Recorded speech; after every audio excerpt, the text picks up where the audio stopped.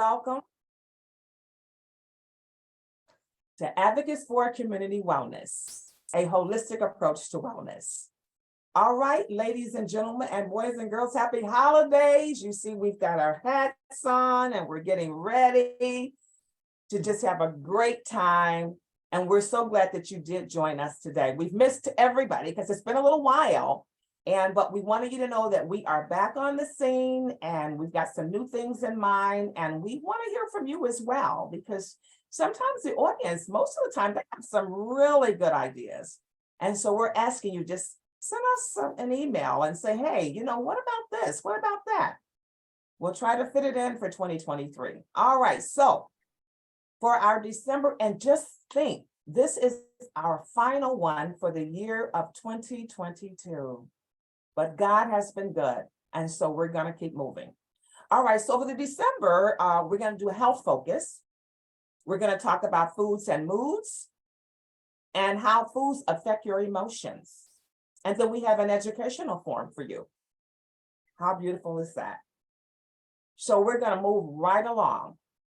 All right, I am your moderator for today. Happy holidays, everyone. I'm Shirley Mims, the Community Relations and Special Projects Director for Advocates for Community Wellness. And it is my pleasure to have served you and will be serving you. Well, it won't be a slice of cake, but I'll put my foot to the pedal and give you what you're looking for. And that's one thing I know I have a heart for. So just go along with me, and this will be an interesting ride. All right. Now, I'm not really sure if when you went on to register for today, if that disclaimer, a waiver, and consent was there. So I'm going to bring that out at this moment. And we all know that Advocates for Community Wellness and its partners, we know that this is intended for educational purposes only. And we encourage you, and we ask that if you have something to say or ask a question, that you would put it into the chat. Unless you are engaged with whoever is on the floor at that time. And I also know that our Zoom sessions, for those of you that have not been with us, and this may be your first time, our Zoom sessions are recorded and posted on YouTube channel at A4CW. All right, and you have the pleasure to turn your video and your audio on or off at your discretion. A little bit about Advocates for Community Wellness, which was founded in 2003. It is a faith-based, non-denominational, holistic health promotion and nutrition education ministry without walls. We bring wellness programs to you in your community where you live, work, learn, shop, play, and even where you worship. It is our goal to be an international health promotion and restoration of health ministry. We focus on providing information, educating, promoting health, nutrition, healthy cooking classes, wellness programs, and teaching the relationship between diet, health, and chronic diseases. All right, we have a mission. We have a mission. But I love this, building healthy families and healthy communities. Because when the families are healthy, the community is healthy. And everybody feels so much better when you're healthy. So our mission is to take a holistic approach to wellness in spirit, body, and mind. And we have 3 goals. The first goal is to promote the 8 dimensions of wellness. That covers physical, social, emotional, environmental, spiritual, financial, intellectual, and occupational. Now, I think we covered it there.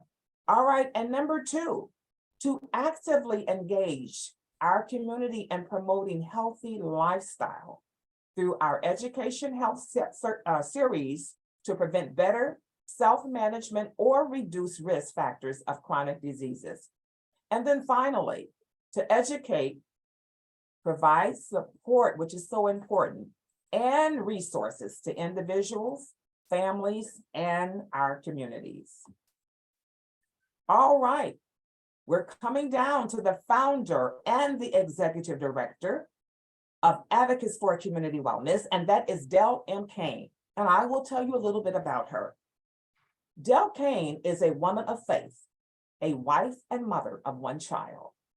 She has over 20 years of work experience in the health promotion industry. Del has worked in several industries during her career, all directly related to sales and marketing or teaching. Del is a professional nutrition specialist, a certified plant-based nutrition, movement cooking coach, a certified chronic disease health educator, and a certified cancer care ministry. At the Journey of Hope, she trained at the Cancer Treatment Center of America, CTCA. Del is also an associate minister at her home church and serves as the health and wellness ministry leader. All right, so that is the founder and director of Advocates for Community Wellness. All right, so now we're coming to those others that play a part with Advocates, and this is the wellness team. All right, we have Del Kane, which I have given you a little information about her. We have Regina Hopkins, and Regina is the Director of Health Education Programs. Also, we have Cherie Amore Houston. She is the Community Engagement Coordinator. And then yours truly, Shirley Mims, the Community Relations and Special Projects Director. It takes a team, and I know you all can relate to that, even if it's your children. Go do this, go do that. The team can make it happen, but you have to work together. And that's what we're doing at Advocates for Community Wellness. All right, now it is our biblical reference, which we have in all of our sessions, and I would like to read that. Give thanks unto the Lord, for he is good. His mercy endureth forever. And that's 1 Chronicles 16, verse 34, and that is the King James Version. All right, we have it together. We have it together today, ladies and gentlemen, boys and girls, presenters, and an agenda for you today. All right, we have our nutritionist, L'Oreal Strum, S-T-U-M. I'm not sure if I'm pronouncing that correctly. She's going to bring the video, the foods and moods. And you know, around this time of the year, most people don't want to talk about it, but we do feel a little bit different, especially if something has happened in your life and someone is no longer there. It's a different picture. It's a different painted picture. So she's going to talk to us about that. And then yours truly, I'm going to bring to the screen seasonal affective disorder and winter blues, because sometimes you do feel a little blue, and give you some tips on things that we can do to help with that. And then we're going to be sharing some of Del Kane's favorite recipes for the holidays. So we don't want you to miss that. So stay tuned, because there's more to come. All right, ladies and gentlemen, boys and girls, I feel like I'm in a circus here. All right, our community, this is L'Oreal, and she is a community nutrition manager with Near North Health. I will go ahead and read her bio so that you can have a little bit information about her. L'Oreal is a registered dietitian with a master's degree in nutrition from the University of Illinois in Chicago. She began her career working with a WIC agency and has now been the community nutrition manager at Near North Health for a year. Her goal as a dietitian has always been to help people live longer, healthier lives, and hopefully prevent rather than manage disease. That is really something. Wow. A long-time veterinarian. She is passionate about food and eating, and wholeheartedly believes that nutritious food can and should taste delicious. Now, I like that part, because I think if it tastes okay, we'll eat it. If it doesn't taste, but sometimes you have to eat things that may not taste so good, but they're better for us. All right, so her aim is to help others approach their own nutrition with fact-based knowledge, as well as practical skills and tools. She has a YouTube channel Nutrition with L'Oreal, in which she shares recipes and cooking tips from her own kitchen, attempting to provide a little humor along the way. That's beautiful. She is also a yoga instructor and acknowledges that overall, wellness is about more than just eating your vegetables. And that is very true. What a great bio. And we're so lucky to have her to be a part of our team here. So the next voice you will hear will be that of our nutritionist for our session for today.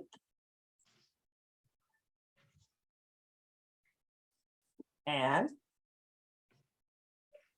hi, my name is Lorelai. I'm a registered dietitian nutritionist. I work as the community nutrition manager for Nearby Health, and I also sometimes work with. Hi, my name is Lorelai. I'm a registered dietitian nutritionist. I work as the community nutrition manager for Nearby Health, and I also sometimes work with Dale. We work together to teach some cooking classes. So today, Dale has asked me to come in and talk a little bit about food and mood. This time of year, I think our mood is something that we start to think about, of course, because as we get shorter, we have less sunlight, and it does tend to impact just how we feel on a regular basis. And although there are a lot of things that obviously do impact our mood, the way we eat is one factor. So from the perspective of a dietitian, I wanted to share with you a few things that you can maybe start thinking about in terms of eating to help support a more positive mood, especially during a time of year when it can be a little challenging. So I'm going to share a little presentation with you that I've got here, and I'll go a little bit back and forth between the presentation and just talking to you directly, but we're talking today about food and mood. So basically, how what we eat might be affecting how we feel. You may not be surprised to learn that eating good food helps to create a good mood. So I'll be honest with you, when it comes to looking to specific foods to help with pretty much anything that we're looking at. So I talked recently about cancer prevention, whether we're looking at preventing heart disease, whether we're looking at helping to manage diabetes. Oftentimes, many of the same principles apply. So there's really no diet for which you're going to say, well, you know what, you need to go out and eat a lot of processed food, go get a lot of candy, some soda is going to be great for you, that's going to improve your condition. It's almost always going to involve whole food, trying to think more plant-based, finding ways to get our vitamins and minerals, all of those nutrients, as well as fiber from the foods that we're eating on a regular basis. So that's always going to be almost the starting premise. But we can get into a little bit more specific detail as to why certain foods have impact on our mood and why we may want to focus a little bit more on some categories of those foods when we're focusing in this direction. Before we get into foods to help improve our mood, I wanted to just briefly touch upon how our mood may affect the food that we choose to eat. So I think that this is not news to anyone that we do eat based on how we are feeling. And oftentimes it's, it's a little bit of both sides of it, like which comes first, the chicken or the egg, right? So is it that that our mood affects how we eat, or is it that how we eat affects our mood? And then there can be a little bit of a cycle, because if how we eat affects our mood and then our mood also affects how we eat, we can sometimes get caught in either a positive or a negative cycle that way. So for example, if we're feeling sad, lonely, stressed, all of these different emotions, sometimes it will cause us to eat foods that maybe aren't the best for us. And so that is something that we do need to look at. I think it's really easy to just say, oh, well, eat this way, your mood's going to be better. Oftentimes, if our mood is not in a good starting point, it can be very challenging to make those kinds of rational choices and to feel confident that we're ready to just launch into that plant-based diet when we're feeling pretty crummy and we are already using food to help soothe our mood. So I want us to start with that concept, just because, we can't forget about it. We can't forget that our mood does affect the things that we choose. So when we start to feel tense, we do tend to crave foods that are high in sugar or fat.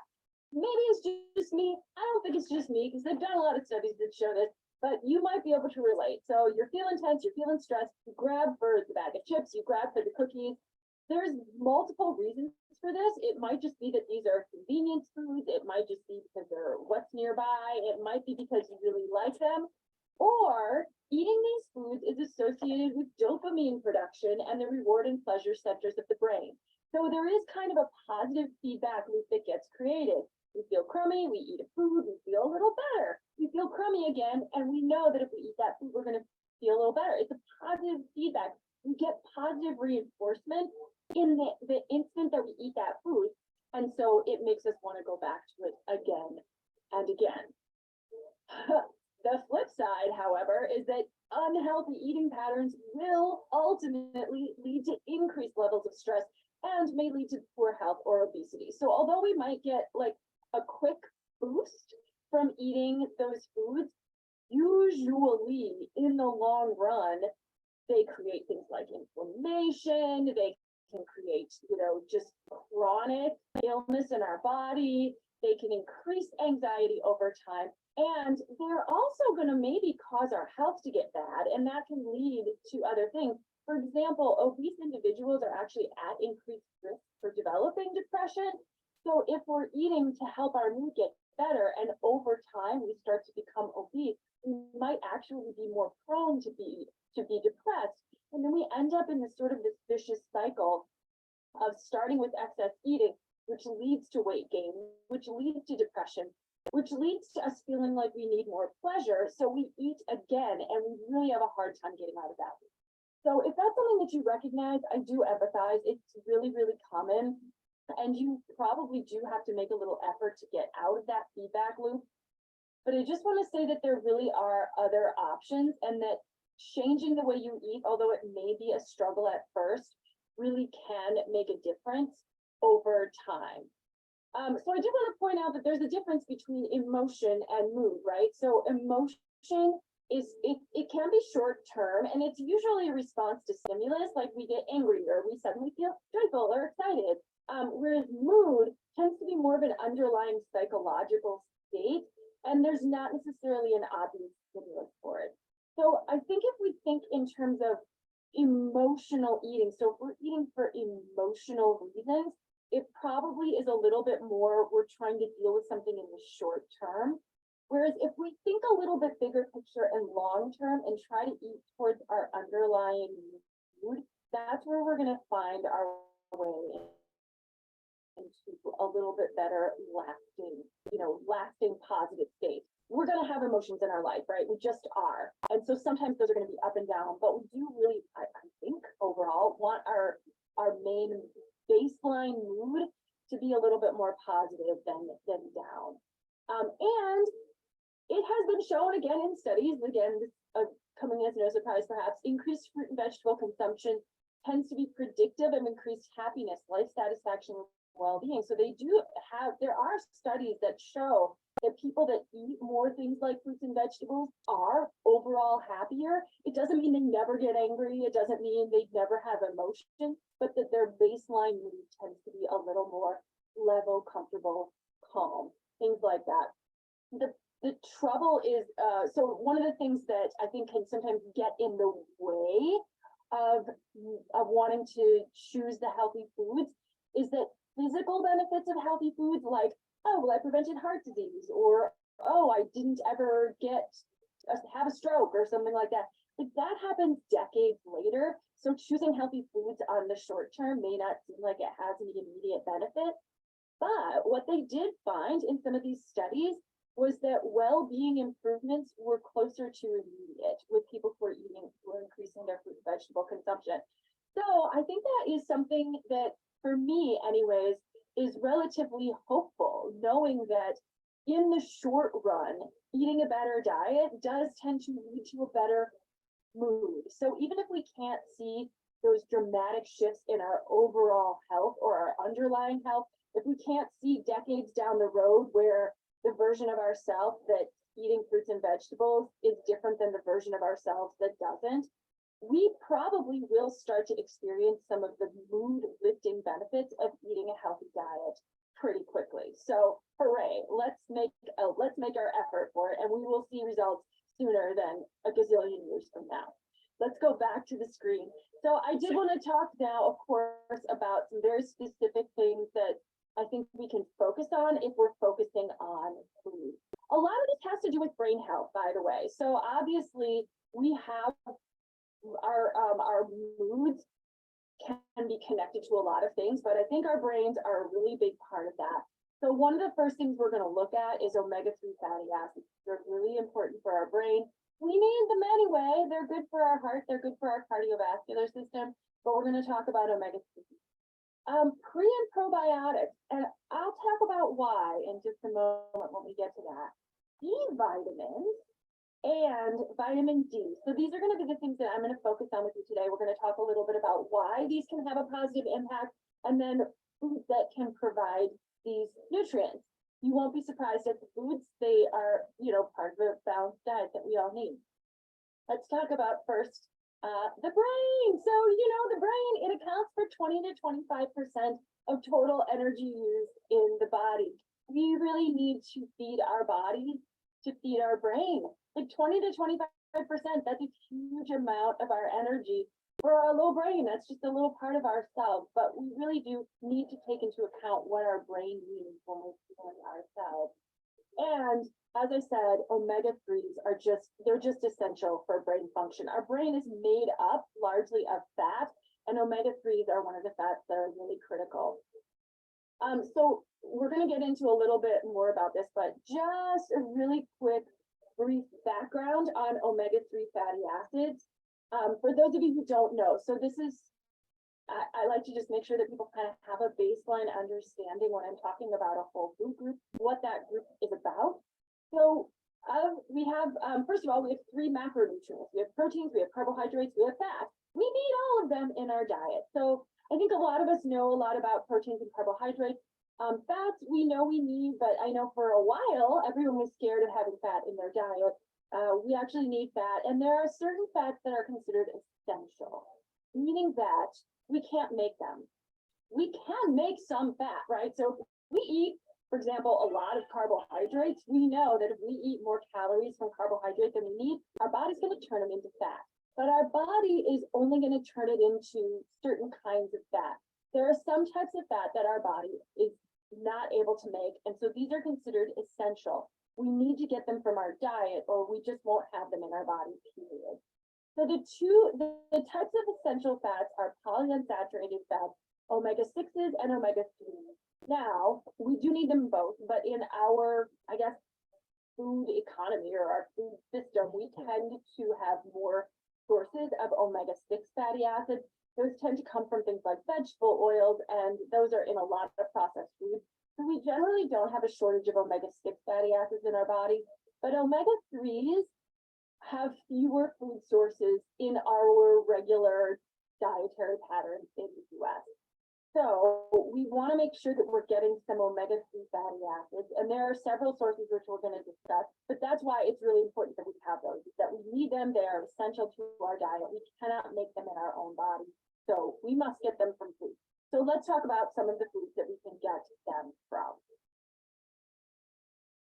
So omega-3s.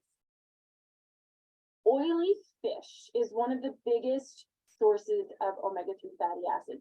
And this is something that we probably don't eat every day, and some people don't eat these things at all.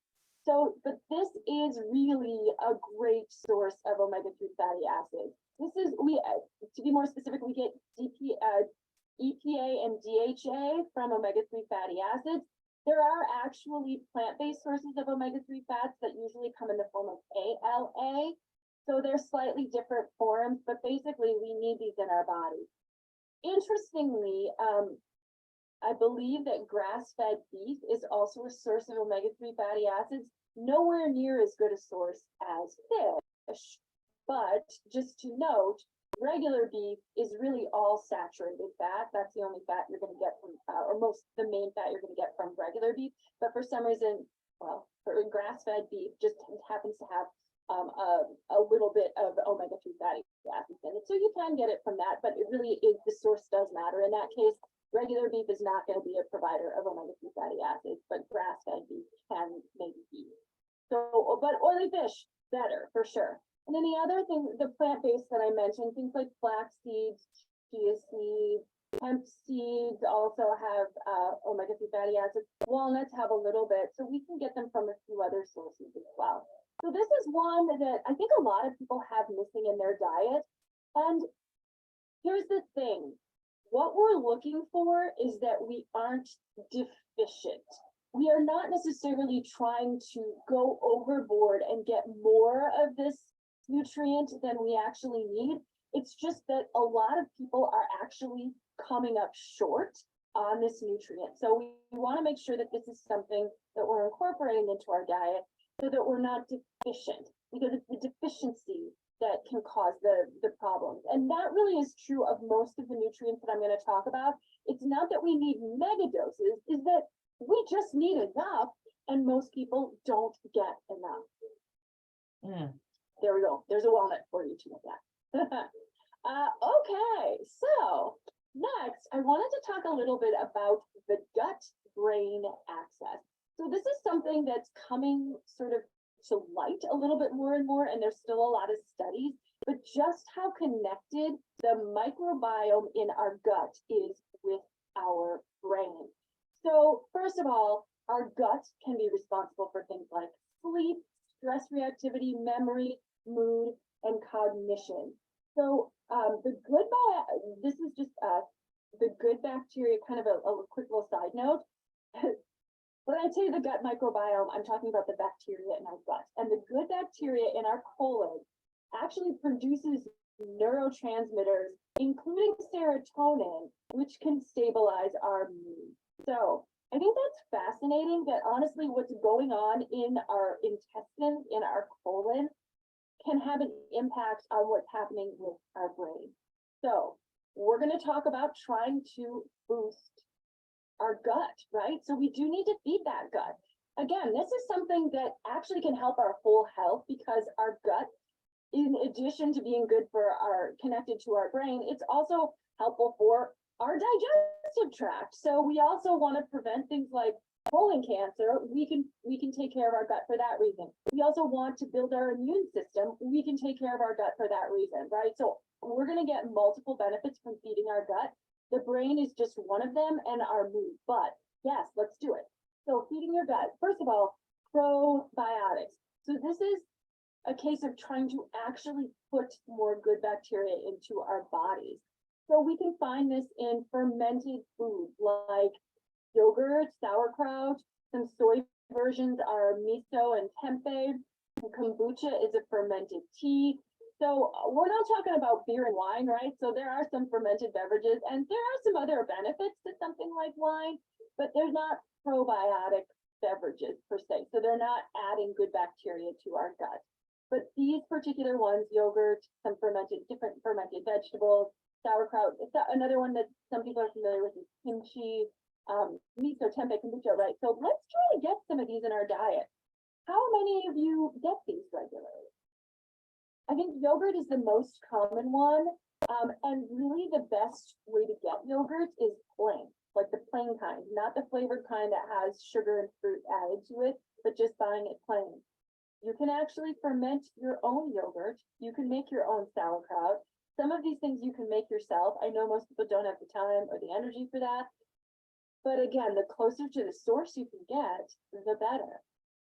You can buy them in the store though. And then prebiotics. So prebiotics are actually foods that feed the bacteria. So we put them in there, but we got to feed them. So prebiotics are generally found in foods that have fiber. So fiber that we can't break down when we eat it, the bacteria in our gut can actually break that down.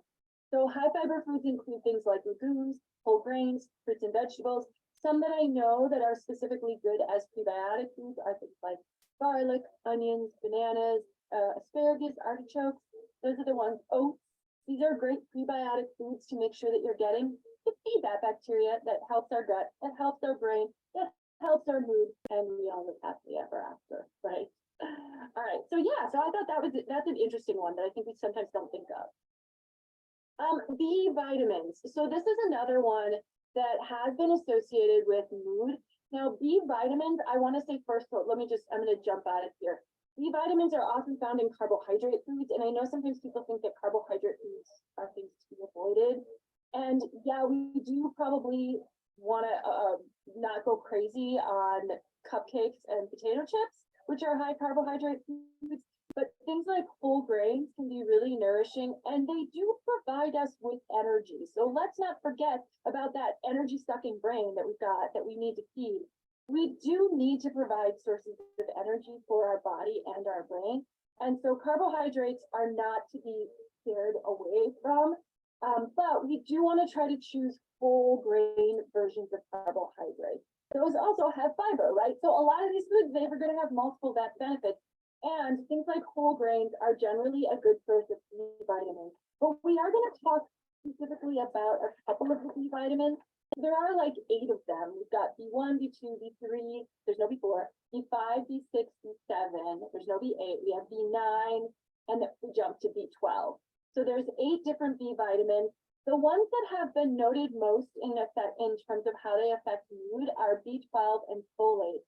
And the reason is that they're actually involved in the reactions needed for the production of serotonin. So they're kind of like, you know, a lot of the reactions in our body, it involves like a whole bunch of different bits and pieces, and they just sort of need to be there. And so that's sort of the reason why.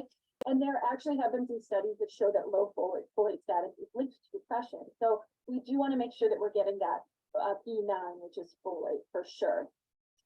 Other B vitamins, as I mentioned, are involved in energy production. And so we also do just need energy. If you're feeling, if your mood is bad, oftentimes it can just be because you're low energy. So you need to make sure that you're eating, period. So folate is found in things like beans and greens. And we get the benefit that beans and greens also contain fiber. So we've got some bonuses here, and we're going to talk about that with fish as well. I think fish also has some B vitamins in it. So heck, we can kind of choose some of the foods that are going to have multiple of these things. B12 is found in animal-based products. So we don't actually get B12 in things like grains, but anything that is animal-based, whether it's eggs or meat or dairy products, you can usually get some B12. And then other B vitamins are found in whole grain foods. All right, so that's B vitamins. All right, the last thing I want to talk about is vitamin D. Vitamin D is another one of those that we hear about this time of year because mostly we get it from the sun. So here's what vitamin D does. Its main function is to manage calcium in the body. So how does that have to do with our mood? Well, vitamin D actually has a lot of functions, and we're really just learning more about all the things that vitamin D does. It's actually pretty remarkable. But the main thing that it's very heavily studied is that it manages calcium in the body. So we need vitamin D for that reason alone. It also helps boost immunity and has been shown to have a potential role in supporting mental health. It is hard to get enough during winter months. And to be honest, it is hard for most people to get enough, period. And I'm going to talk about why in just a moment. But deficiency has been associated with low mood. So the main reason that it's hard to get vitamin D in the winter months is because the best way for our bodies to get vitamin D is through skin exposure to sunlight.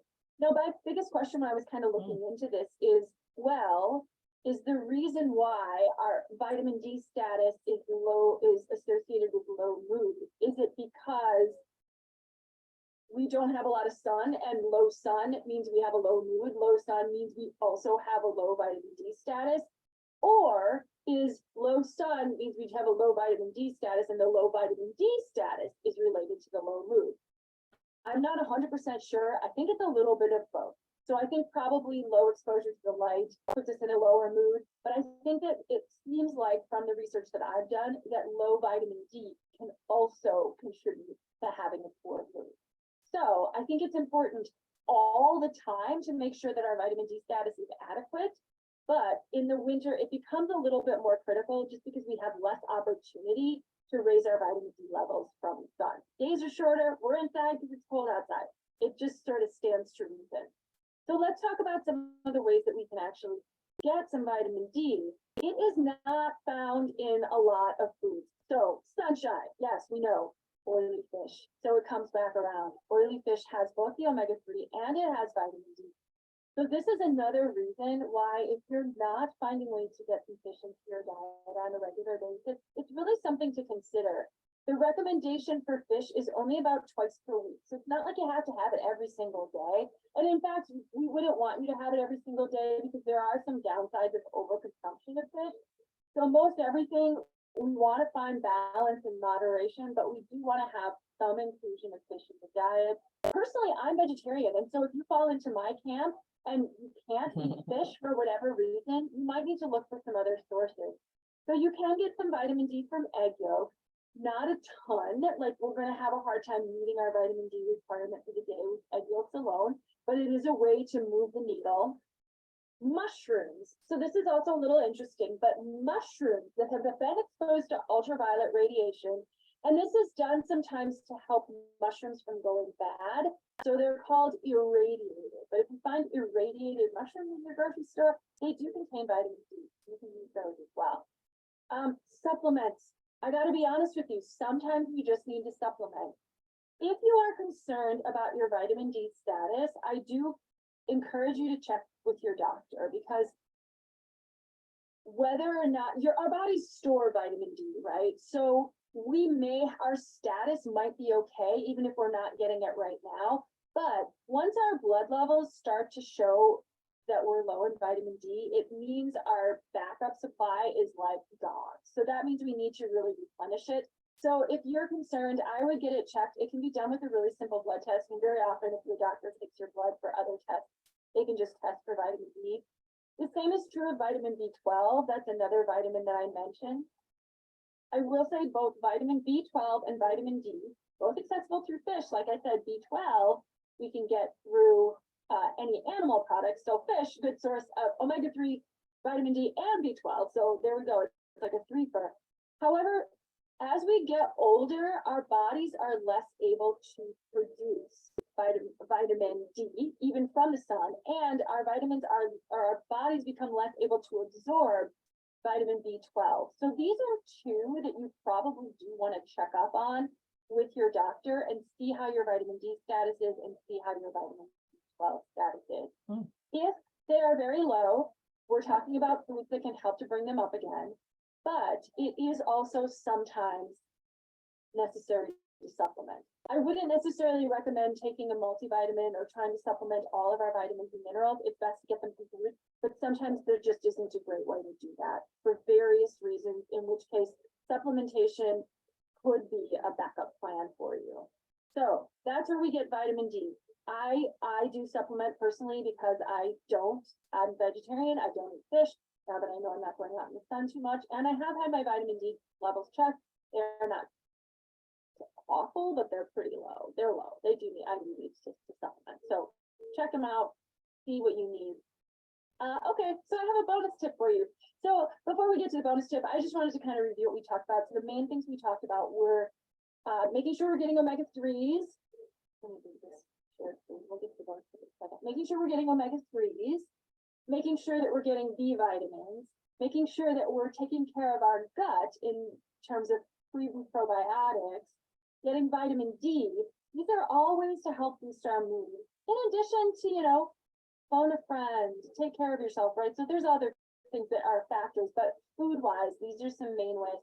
And then just one more tip, because I thought this was kind of fun. A lot of times we eat poorly when we're stressed out. And I think that, if we are feeling ourselves in a stressed out mood, we can chew crunchy food. That can actually be a stress reliever in and of itself. However, we want to be careful of what our choices are. So choosing things like carrot or celery sticks or apples rather than chips would be the way to go. But literally, we can take our stress out on some of those crunchy vegetables, and maybe that can help us feel a little bit better. Plus, we of course know that overall, eating more fruits and vegetables, as I mentioned early on in the session, is a way to boost our mood, in that we found that people who eat more fruits and vegetables just tend to have better moods in general. Finally, I just wanted to leave you with this beautiful picture related to foods from the Mediterranean diet. I think we can see this as sort of a model diet to help with many, many health concerns. So this includes a high consumption of fruits, vegetables, legumes, which we talked about today, as being a source of both folic acid and fiber. And then whole grain, again, a source of fiber, B vitamins, nuts, and fish, which, oh my gosh, fish. Again, I feel like I don't eat fish because I feel sorry for the little fish, and I personally have some problems with eating creatures that used to be alive, but there really are some benefits to doing that if you don't have the same issues that I do. So of course we can get omega-3s from fish, we can get vitamin D from fish, and we can get some B12 from fish as well, all of which can be supportive to our brain health. All right, so I hope this has been helpful and useful. As you know, the healthier your diet, the better people tend to feel. There's also sort of the long game that we play, that as we eat a healthier diet, our bodies are healthier, and often that just creates a sense of well-being, that we're taking care of ourselves and really nourishing ourselves. And so we are always going to face emotional stress because life is not going to give us a perfect road all the time. And so we can't necessarily change that, but there are ways that we can support our overall health so that when times do get tough, we just are a little bit more resilient and able to take care of ourselves and face what it is that we need to face. And as we go into these darker months, some of these tips I hope can be helpful to you. I can totally appreciate the struggle. What we want to do is curl under a blanket and eat some comfort food. So I think finding ways to incorporate some of these foods into your own comforting habits, I think can be really beneficial. For example, what about a nice bowl of yogurt, which is a nice prebiotic or probiotic food with some berries? Finding ways to choose a hummus or something which has some beans in it, which help boost the folate, and then some crunchy vegetables that we can eat alongside it. So finding some ways, like a nourishing warm bean soup, that you can nourish your body and comfort yourself while still applying some of these principles of good health. Those are my overall suggestions. I hope this is helpful to you. If you have questions, please pass them on to Gail, and I'm sure she's passing them on to me. And that's all for today. Take care. Bye-bye. All right.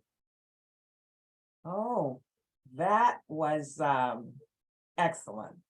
I mean, I saw myself there with a lot of things that she was talking about, and I'm real impressed with that. And we do thank Lorelei for putting that piece together for us. It was very informative, and of course you will get a copy that would be a part of the video that you will be getting from us. So unfortunately, this screen is showing half of the subject that's up next on our agenda. And it's dealing with seasonal affective disorder and the winter blues. And I am your presenter. And I would prefer not to really do much with that because I'm not sure if I would pull something out of place if I tried to correct that. It wasn't like that, but it's there now. So we're just going to move forward. But anyway, I'm going to talk to you a little bit about that because this is the season that a lot of things is at the end of the year, and sometimes things maybe didn't go the way you planned. And so sometimes those thoughts and what has ever happened, transpired in your life can affect your mood. And that's what our nutritionist was talking about. All right, so this time of year when the weather is cold, wet, and dreary, there are many days when we'd like to pull the covers over our heads and stay in bed and just say, leave me alone, rather than get out and face the day. We often loosely blame the winter months for our energy, leaving us tired and irritable and moody. All right. I'm not sure if I'm talking about myself on that one, but I might be. But did you know that there is a very real disabling form of depression that can take hold this time of the year, called seasonal affective disorder, SAD? Seasonal affective disorder is a type of depression that follows the seasons. Wow, I never really knew that. It has been linked to a biochemical imbalance in the brain, promptly by shorter daylight hours and a lack of sunlight in winter. And she talked about that in her piece this evening, today. The experience of SAD can be more than a seasonal situation, but it is treatable. If you're feeling down this winter, don't tough it out, because it might lead to something more serious. Seasonal affective disorder can significantly impact one's quality of life, including overall health and mood symptoms. Usually beginning in October or November and subsides by March or April. Really? Okay. December through February is often the toughest time, and holiday loneliness and stress can increase symptoms. Some symptoms of SAD are depression, irritability, inconsistent sleep schedules, and increased appetite or weight gain or loss of energy, feeling unmotivated, and more. If these symptoms last for more than 2 weeks of your daily living and is impacted, it might be the time to look for treatment options. So here are some ways to minimize your seasonal affective disorder symptoms. All right. Walks through nature, take a walk. Exposure to the sun or the light. Try opening the blinds for natural light or going for a walk outdoors. Light therapy, called phototherapy, can also help. This includes close exposure to a special fluorescent light lamp, and that will help as well. Okay. Seeking treatment, including counseling sessions, can help individuals learn healthy ways to cope, reduce stress, and recognize and change negative thoughts and behaviors. So talk to your doctor. Medications can be helpful for many different disorders and mental illnesses. All right, if you experience symptoms, talk to your doctor about medications, such as prescription antidepressants. All right, so take care of yourself. All right, use methods such as exercising. He said it's time to exercise. We got to get out, we got to move, we got to go with the beat. We just can't sit, because then once you sit, I know someone that did that and they set themselves on a way. So you have to be active in some sort of way. So exercising and being social and sticking to a healthy diet will also help.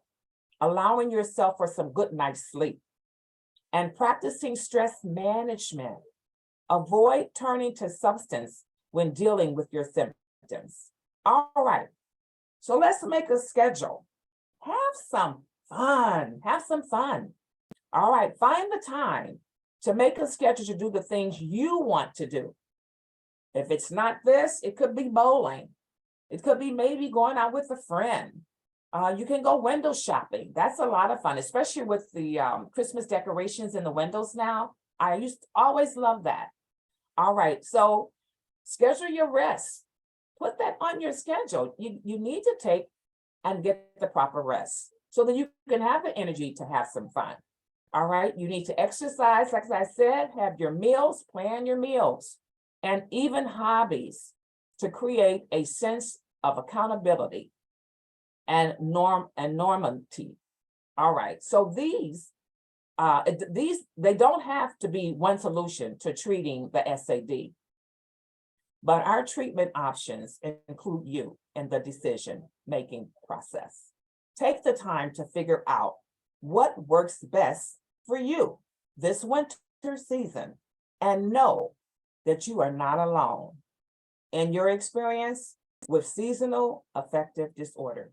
You are definitely not alone. So those are my findings. And I hope that I brought something to the surface, that something pierced your heart to say, you know what, I'm going to make a change. And we just have to say that, and then we have to move forward on it, because your life is your life. And if you just continue to say and you don't do, then you will always be where you are. You're not advancing. You're not going to the next level. And that's what we want to do so that we can enjoy our life on this earth. All right, so next up, all right, sharing 4 recipes from the list of foods. All right. So these are 7 foods, and she did talk about some of these in her presentation. 7 foods that will boost your mood. She did have salmon on there. She also had tuna. All right, so this one we have salmon and albacore tuna. We have dark chocolate. I don't particularly care for dark chocolate, but some people really like it. But they have different kinds, because I have some that I didn't like, and then one time I taste some and I didn't really like it at all. So I think there might be different flavors to that. All right, then she talked about the Brazil nuts. All right, and the fundamental foods, I'm sorry, that was the yogurt and the sauerkraut that she talked about in her piece. All right, so we got the Brazil nuts, and then the kale and spinach. These are ones that's going to boost your moods. And then we had beans and lentils. So Dell is going to share with you some of her favorite recipes. So she's got the grilled salmon. That I know is good, and it is good for us. So we want to think about that. We're going to send you that recipe on that one. And I know that you will enjoy that one. All right, because grilled salmon is very popular though. All right, now the Brazil nuts parmesan. Now this was a little different. The Brazil nuts parmesan is like to be used over pasta. So it's going to tell you a little bit about what it does, and the anti-inflammatory and all the things. I'm going to add that in with the recipe so you can read that. But you're going to break it all up and you're going to use it over pastas and different things. It's going to be like a snack, a salad topper. You can use it in nut milk or even with cheese and stuff. So it's going to like a topping. And so that is the recipe that you're going to get for that. Now, the delicious kale salad, of course, we all know about that. And this one, I have some dietary information on that. And also I have on here some kale salad topping ideas. Now, I'm not a fan of goat cheese, but and feta cheese, but I have eaten it and it's not bad to add it to a nice salad. So they've got nuts and seeds on here. They got fresh fruit, which is good. Apples, berries, and pears. And then we have dry fruit, cranberries, raisins, figs, and strawberries. Then we have some grains on here, proteins and healthy fats, olive oil, avocado, and then we have roasted or grilled vegetables. So that can be some of the toppings that you can put on your kale salad. All right, now the final recipe, which is Dell's favorite, is the lentils and beans stew.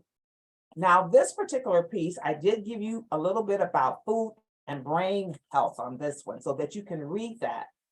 And this one should be really good though. When you see everything that you have to have and that you have to buy, the kidney beans. So it's really a healthy meal, and stew is always good. This one doesn't have any because we do plant-based, so we have no meat in here. All right, but it is very, very tasty. And so we're going to share these recipes with you. You will get them along with the video. And we hope that you will let us know that you bring them to the table at home and that your family would just say, Ma, you know what? Where'd you get that recipe from? Advocates for Community Wellness.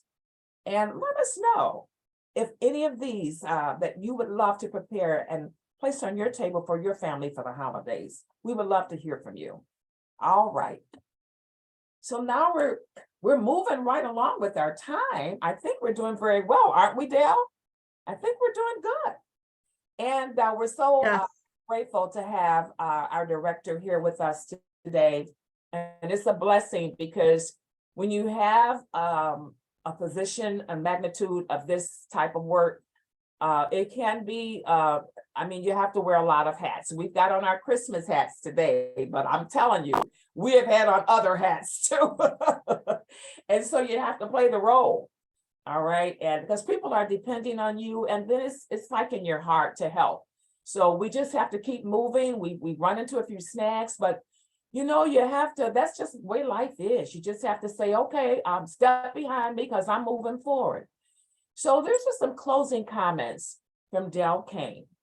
As we are coming to the end of the year in a few weeks, let's embrace the Christmas season and New Year's Day celebrations with gratitude.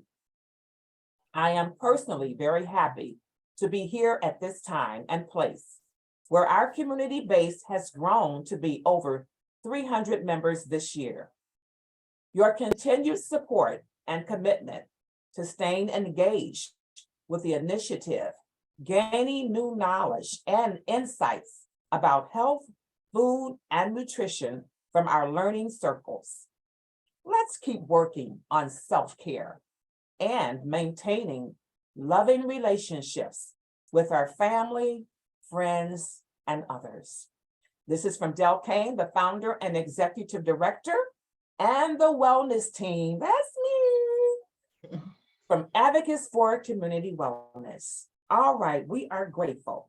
All right, now next, you know we got to tell you that 2023 is coming up. ABSOL Delicious Eat Well for better health. Your health begins with you. It's in your hands. So we have put in place and we are bringing to the floor, to the table. We're bringing it all. January the 12th, January the 19th, and January the 26th. 9 things to be mindful of for 2023. I wonder what those 9 things could be. Well, you got to tune in. You got to come back and join us. You got to register for every one of those dates. And they're all in January. This is a 3-part series. You don't want to miss it. It'll be educational for you, and it'll help us to kick off the new year for 2023 in a good way. So join us for our culinary experience. We're going to be doing Meal in a Bowl. January the 12th, we're going to do a Mexican cuisine. Now, I might be the chef for that. I'll let you know. January the 19th, an Asian cuisine. All right. And then January the 26th, an Italian cuisine. We thought we would put a little spin on it. We might have a few of our members in our family that are cooks and bring it on in the kitchen. So we're hoping that you will, we will have the posts going out for this. So please register online and get your spot so that when we come on, I will say, oh my, there she is, there he is. We want you, we need you, we love you, we appreciate you. So put this down on your calendar, January the 12th, January the 19th, and January the 26th, because your health really, it really is in your hands. All right. And so in order for you to stay in touch with us, our website is www.a4cw.org. We have our email here, info@a4cw.org. And then we have our address and our phone number, 708-300-9072. And then our social media, we have Facebook, and then we have Instagram. So if you have any comments, drop us an email. Just to say, you know, we're glad that you're still going to be around, because we are. And we want you to be a part of what we're putting out there, because we think of things with you in mind. And it also helps us as well. The presenters we are gratified that we're helping someone. So we need your support, your continued support. All right. So we always come and close out with a closing prayer. And as we know, I'm not going to cry. this is the last prayer for 2022. And God has been good to me, and I know he's been good to you. And so I'm going to read it.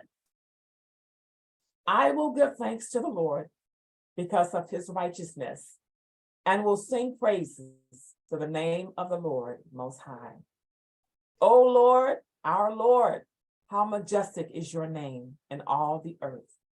You have set your glory above the heavens. In Jesus' name we pray. Amen. Amen. Amen. All right, I would like to see if Del King has any comments, closing remarks, or anything at this time. And if not, we wish everyone a happy holiday. And I'm just gonna, bring in a little Luther over here. So I would like to say just a few words that we really appreciate you joining us today. You may notice we usually, our Zooms are usually live, but for this segment here, December the 8th, both Shirley and I are in a 3-day, all-day training program beginning Thursday. And so we did not want to cancel our Zoom meeting, so we decided to pre-record it for you. And we hope that, as always, that the information that you can use, we want you to share the information with others, and just to be, conscious about in this season, when we're hearing a lot of things, some things not so pleasant, it does affect our emotions and our moods. So, but just be mindful about, and then identify some foods that we had listed, just eat them a little bit more often. That will help to positively impact your moods and your emotions. And especially, I heard Shirley says she doesn't like dark chocolate, but I love dark chocolate. And I love it. And it's just there's some antioxidants in there that is just lights up my brain. Okay, but thank you so much for joining us, and we hope that you have a great Christmas. And you'll probably get one more post from us before the year is out.